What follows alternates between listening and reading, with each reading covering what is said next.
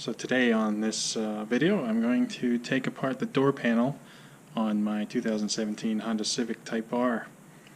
This will give you pretty good instruction on how to get the door panel apart without breaking anything. Here's the door panel I'm going to be taking off. These are all the tools that I need to get this thing off of here. Very easy.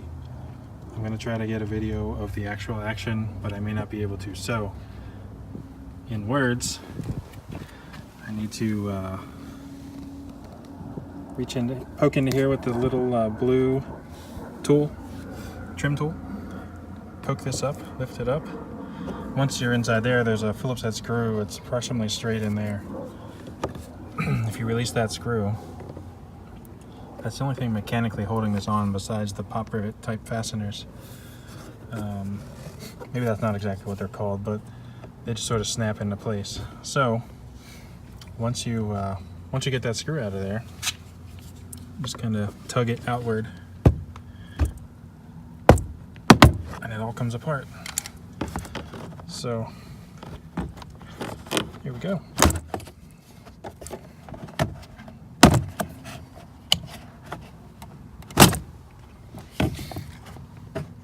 Got to release that connector. At this point, I may lose power door lock function on this door, and I may lose the ability to touch the door handle to unlock the doors. So that's something to keep in mind if this project is going to take you more than one session. There's the screw I was talking about. Any Phillips head screwdriver will do. Okay, the screw is out. When I pointed to it earlier in the video, I guess I had it in the wrong spot. It's actually straight back in here, that pink hole. So now all I need to do is start at this corner, tug outward.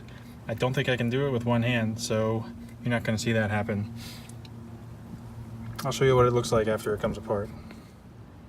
The door panel is off, like I said. You just pull straight back. All the little plastic clips hold on to these circle holes, and that's all that holds it in place. So very easy to get apart.